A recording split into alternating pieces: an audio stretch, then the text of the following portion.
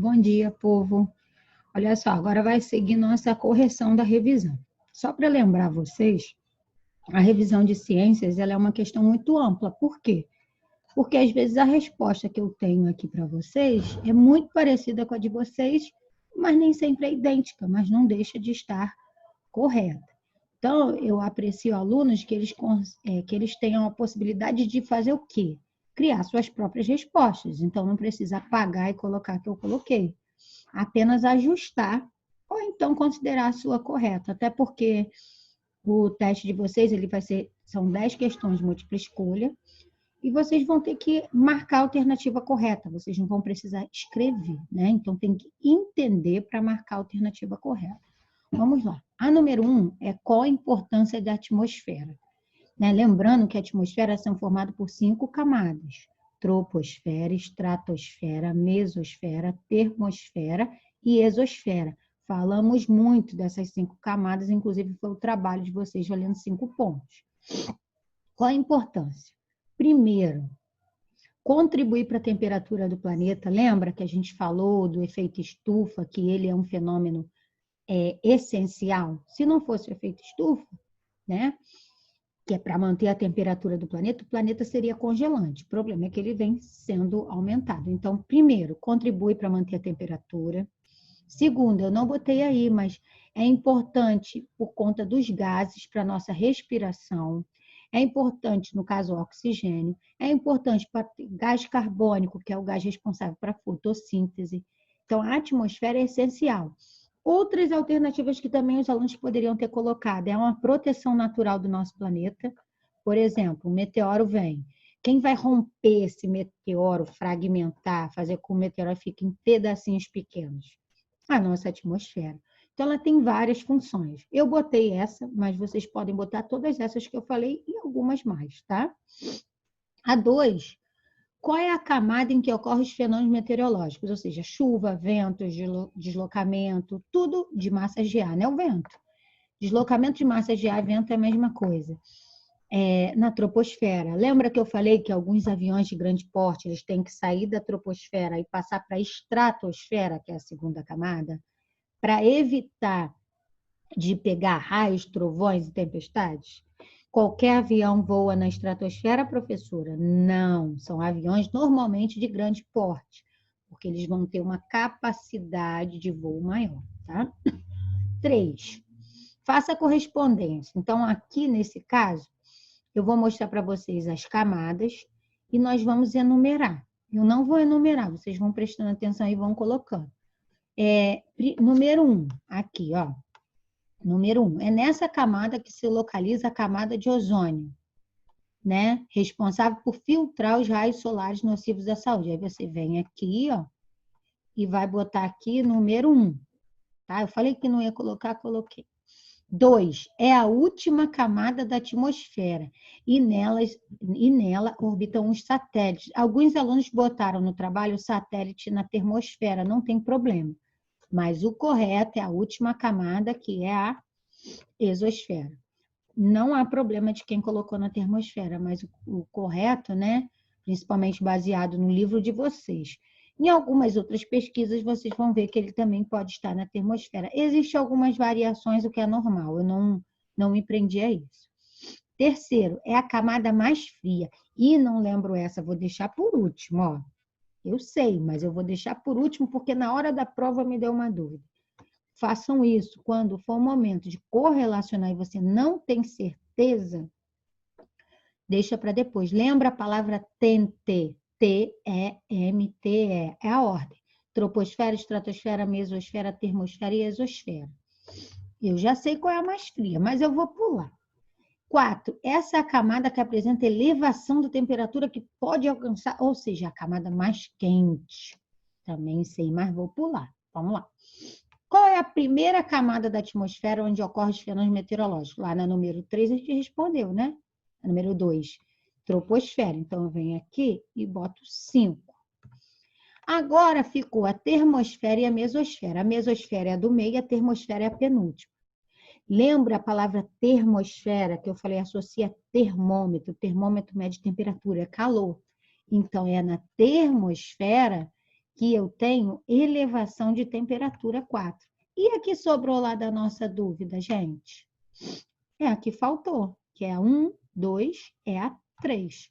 Então, a ordem ficaria 5, 1, 3, 4, 2 nesse caso, tá? Então, quando eu pedir para vocês correlacionarem, é para você ir encaixando o número que está aqui nessa coluna dentro dos parênteses.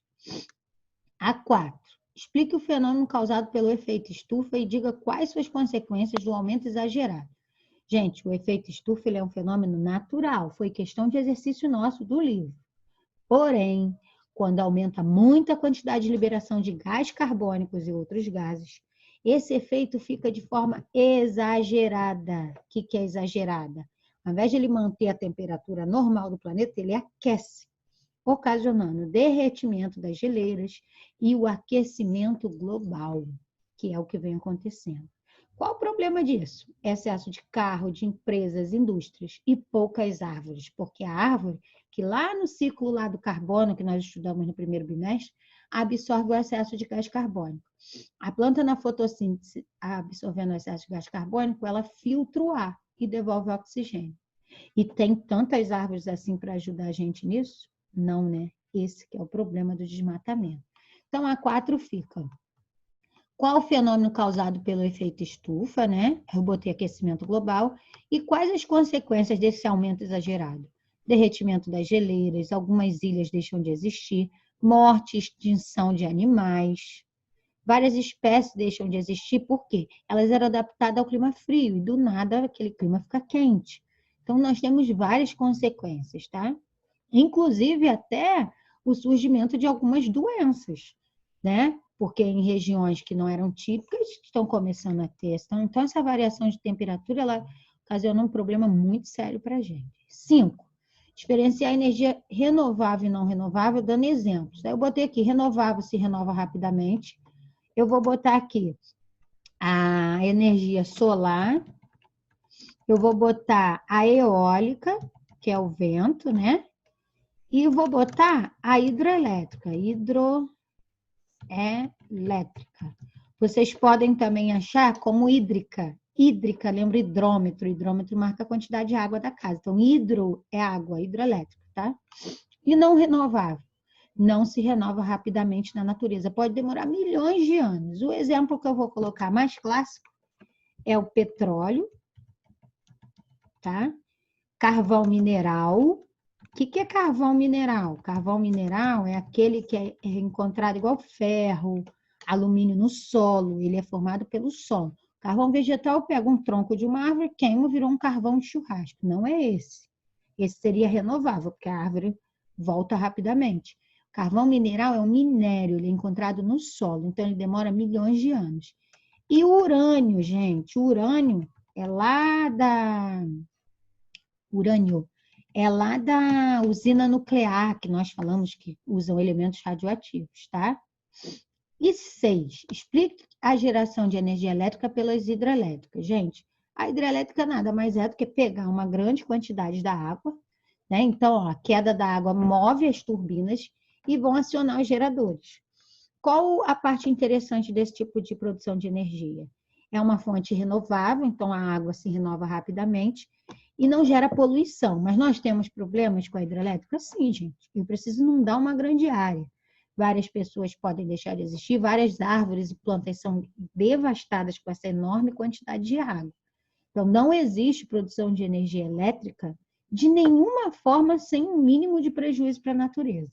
Mas a hidrelétrica, a solar, principalmente a solar, em primeiro lugar, e a eólica são as melhores. Né? Então, seria interessante o governo investir nesses dois tipos. Mas não é interessante porque isso não traz voto, infelizmente. Tá? Mas a hidrelétrica ela é uma energia limpa, ela não produz gases poluentes, só que ela promove um desmatamento, sim, naquela área que é inundada. Tá? Quais as consequências do uso excessivo do petróleo, no caso a gasolina, para o meio ambiente? Poluição, né, gente? Gases tóxicos. E esses gases é que vão provocar o aumento do efeito estufa e, consequentemente, o aumento do aquecimento global. Se você tiver com dificuldade aí para copiar, é só você travar o vídeo e voltar um pouquinho, tá?